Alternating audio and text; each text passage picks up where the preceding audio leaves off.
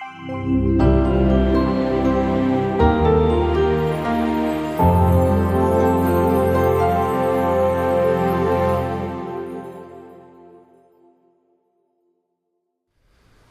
hoje eu estou aqui, nada mais nada menos que a Miclink. Quero dizer que é uma honra estar conversando com você, amigo. É uma honra para todos nós brasileiros, o que esse cara já fez, o que esse cara tem feito. E eu quero começar te perguntando, você é conhecido pelas suas conquistas náuticas. Talvez o grande público não conheça esse seu lado palestrante. O que fez você se tornar um palestrante? Foram as contingências do início da primeira viagem, porque a ideia parecia tão absurda que eu fui obrigado a falar com muita gente. Fui obrigado a fazer uma apresentação na DHN, na Marinha, depois convencer fornecedores. Depois acabei me envolvendo num enrosco diplomático na África do Sul, com as autoridades querendo aprender o barco. E sem querer eu fui aprendendo a ser convincente no modo de falar com as pessoas de quem eu precisava o apoio. Bacana. Convincente para poder atingir o objetivo, né? A gente vê que faz parte do que a gente fala mesmo. Eu queria saber qual que é a sua satisfação pessoal, sua motivação, todo esse tempo da sua carreira como palestrante, em continuar sendo esse fator de mudança na vida das pessoas, porque, como a gente estava falando, você inspira as pessoas, isso é fato, isso todo mundo sabe. E o que te faz, qual a sua motivação em continuar fazendo isso? Eu não sei explicar, eu não me vejo como um palestrante profissional assim que adora falar em público, porque eu tenho várias dificuldades. Eu sou tímido, eu não gosto de ficar adulando as pessoas, eu sou extremamente franco com opiniões, quer dizer, se eu estiver no meio do Corinthians eu vou dizer, olha pessoal, eu detesto bola, sabe, não gosto de bola. Mas o fato é que assim, é um prazer muito especial você compartilhar experiências que envolvem conhecimento. E principalmente é um prazer especial quando você, por exemplo, assiste alguém que tem uma história densa para contar. Eu acho péssimo, um dos grandes erros de muitos palestrantes é tentar comparar o sucesso no futebol com o sucesso na sua empresa, conduza o seu barco, pensa... Assim, essas frases de efeito, estou fora disso, mas eu percebi que quando você ouve alguém que tem uma história verdadeira para compartilhar, o ato de transmitir isso te inspira. E eu fui inspirado por várias pessoas que tinham esse dom de compartilhar sua experiência, o seu conhecimento. Muito bom. Um outro ponto importante é quanto ao planejamento. Todas as suas expedições, vale aqui deixar claro, não são aventuras, são expedições. Ele trabalhou, ele pensou, ele programou tudo isso, nada é por acaso, vamos dizer assim. Todas elas levam muito tempo de planejamento.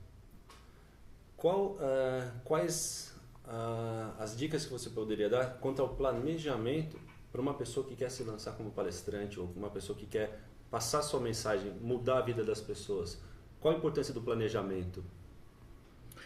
Infelizmente, a gente vive num país tão rico e tão abençoado por condições favoráveis que nós nunca passamos por grandes conflitos. O Brasil nunca passou. Então, a gente tem esse aspecto cultural ruim de não se preocupar com o futuro, de não desenhar o nosso próprio futuro, de não o construir. E desde pequenininho, assim, eu ficava muito impressionado com as histórias do meu pai, por exemplo, que viajou pelo mundo inteiro, que enxergava no meio da guerra oportunidades impressionantes, no meio do caos coisas legais para fazer. E aos poucos eu fui compreendendo, quando fui morar em Paraty, eu me apaixonei pela cidade quando percebi que a cidade não era como todas as cidades brasileiras, nascida do acaso, mas nascida de um plano, de um projeto.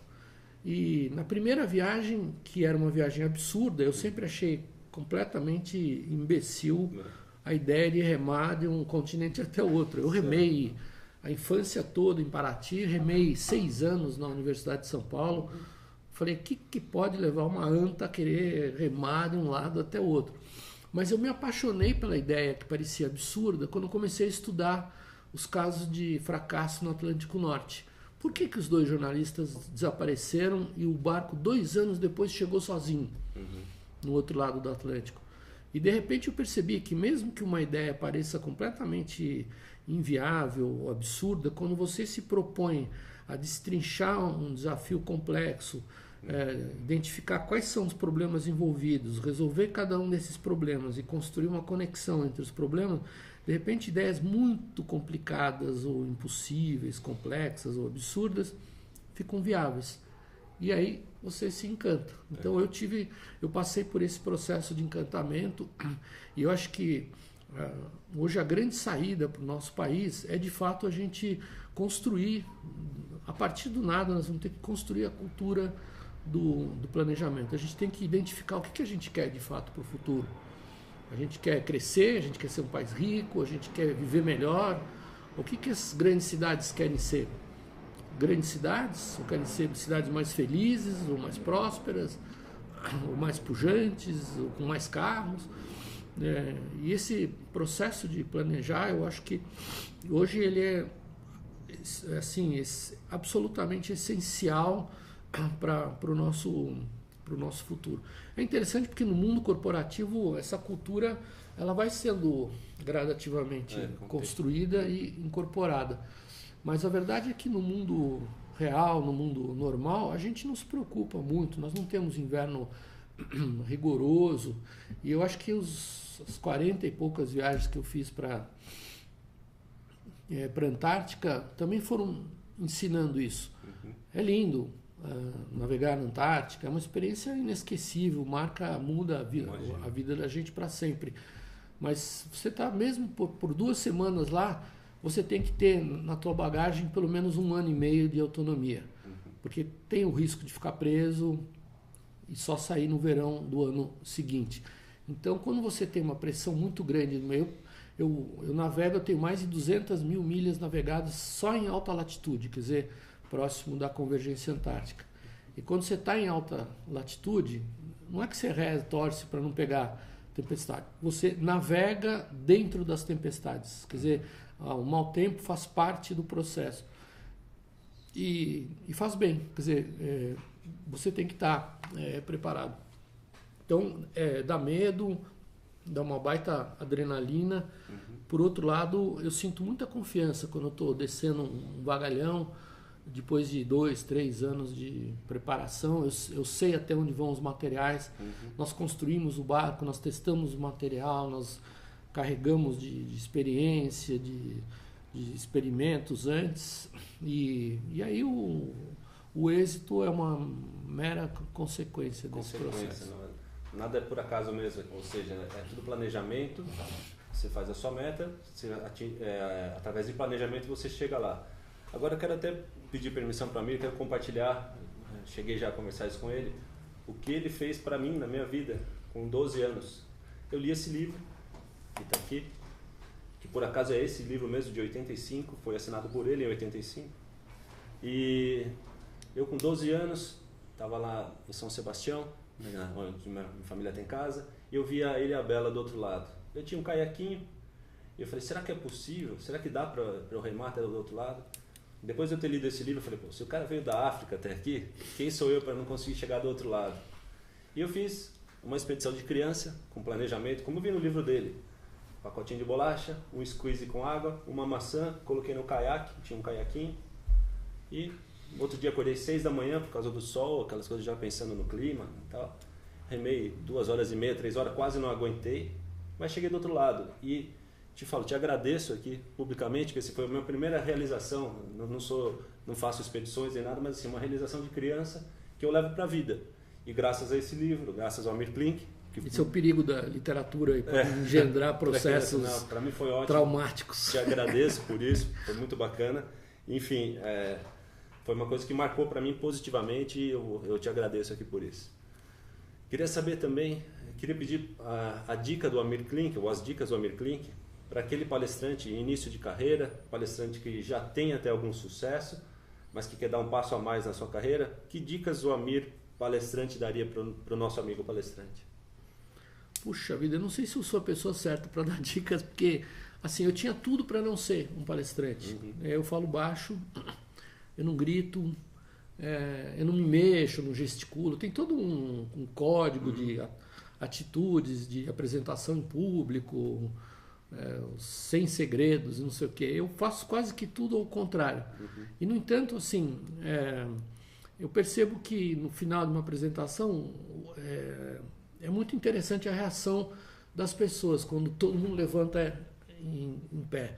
E eu percebi assim, eu vejo ontem, por exemplo, eu assisti uma apresentação no Paraná. Então, quando é uma palestra, por exemplo, em que um diretor, um funcionário vai apresentar e sabe que seus superiores ou pessoas mais competentes estão em volta, ele tem uma tendência a ser muito metódico e apresentar gráficos com tabelas muito detalhadas. É um terror.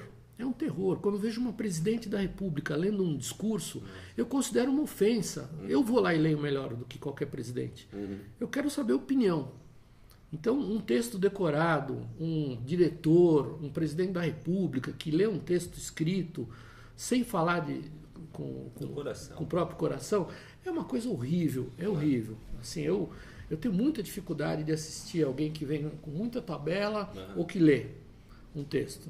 Então eu acho que o modo de falar tem que ser muito convincente. Não faz mal se carregar. Eu assisti apresentações incríveis de caras que tinham notórias dificuldades de se expressar. E às vezes a própria dificuldade ou o silêncio do palestrante, uma pausa, faz as pessoas prestarem atenção. Então, aos poucos eu acabei ficando mestre. Por exemplo, quando você vai falar para presidente de empresa, para diretores financeiros, congressos de tecnologia, é muito fácil. Mas falar, por exemplo, para um grupo de crianças de 7 anos de idade, que tem 1 milhão de distrações, é muito difícil. É altamente desafiador. E aos poucos você vai descobrindo como prender a atenção das pessoas. De certa maneira, eu acho que é embarcando elas na sua história. Se você não tem uma história para contar, é muito difícil você embarcar. Conteúdo. Então, de fato, eu acho que a grande diferença é o conteúdo e a maneira humilde de abordar as pessoas. Amir, por último, eu queria saber, o que vem por aí? Quais são os seus projetos? Eu sei que você não para. O que a gente pode esperar? O que vem por aí, Amir? Conta pra gente. Bom, a gente tem uma empresa hoje que é mais uma diversão do que um negócio e exatamente por isso eu acho que dá certo. Se nosso objetivo aqui fosse fazer lucro, a gente já teria quebrado há muito tempo. Quanto mais loucas as ideias que a gente tem, curiosamente, mais bem-sucedidas no aspecto financeiro elas acabam sendo. Então eu gosto de utopias, eu sempre colecionei utopias. Desde a travessia que eu mesmo critiquei, falei, mas quem pode ser um imbecil que vai remar da África até o Brasil? E no final foi uma das experiências lindas que eu tive. E até há poucos anos atrás, quando eu falei, bom, eu tenho propriedades em Paraty junto ao mar, eu não quero mexer nelas. Eu gosto de Paraty porque ninguém fez nada nessas terras. Eu quero viver sem tocar na terra. Eu quero viver só da água, do mar. Eu gosto do mar, gosto dos barcos.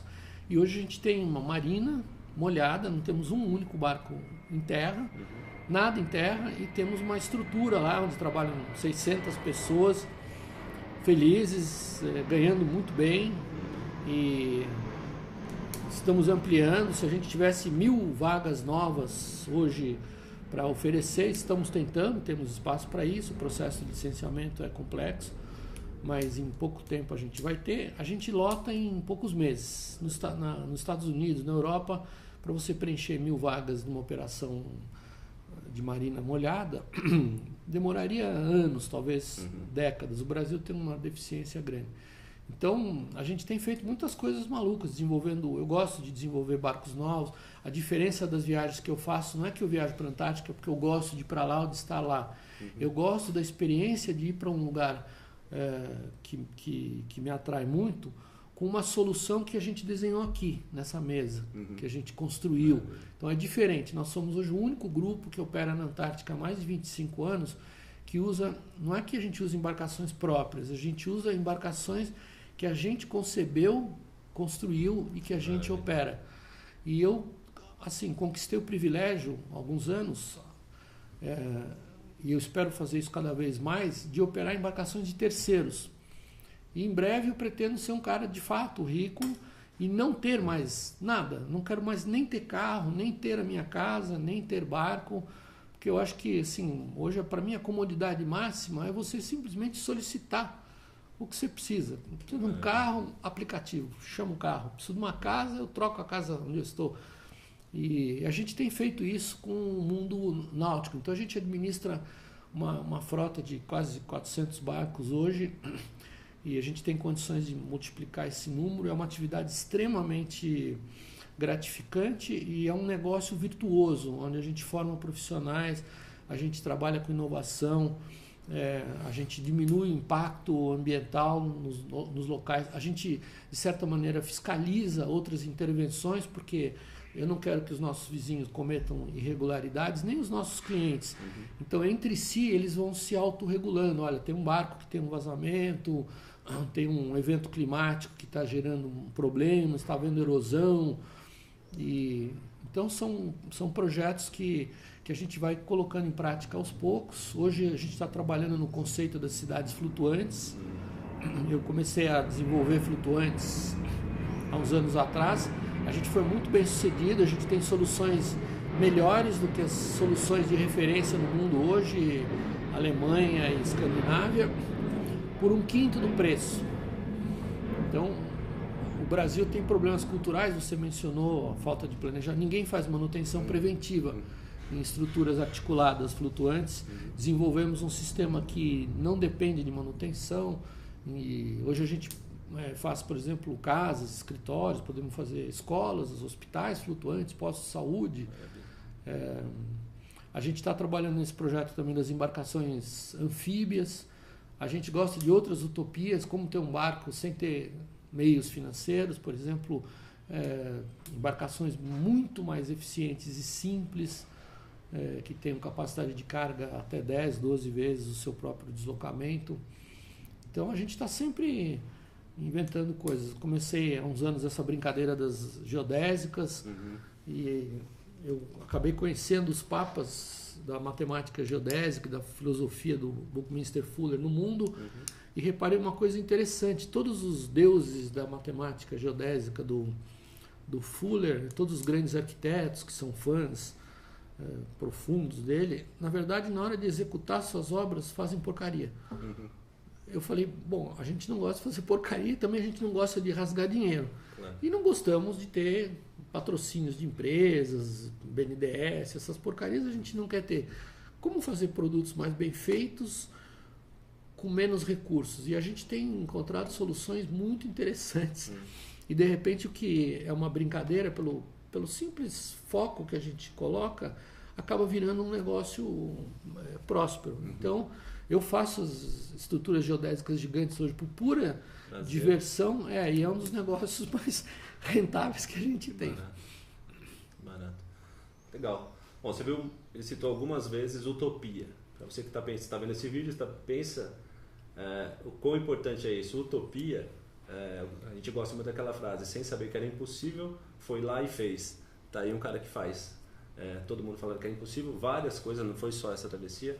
Várias vezes ouviu o impossível na vida dele e transformou isso em verdade, em realidade. Então, assim, para você que está nos vendo agora, o impossível deixa de ser impossível quando alguém realiza. Pode você realizar isso. Amir, eu queria te agradecer imensamente por nos receber aqui hoje, por dar essa palavra que eu tenho certeza que vai mover muita gente também. Muito obrigado, um grande abraço e bons ventos para você. Muito obrigado, agradeço. Você falou da utopia, eu lembrei da minha mulher que gostava muito de fotografar, não sei o que, um dia ela fez uma coleção de fotos incríveis e mandava a gente subir ela no mastro, não sei o que, e foi sem querer, assim, eu falei para ela, Marina, chega, não serve para nada essa sua foto, para nada, e no instante em que eu falei que não serve para nada, ela ficou tão chocada com aquilo que ela resolveu fazer daquilo alguma coisa e ela acabou viajando comigo 12 vezes e acabou fazendo um livro muito bonito.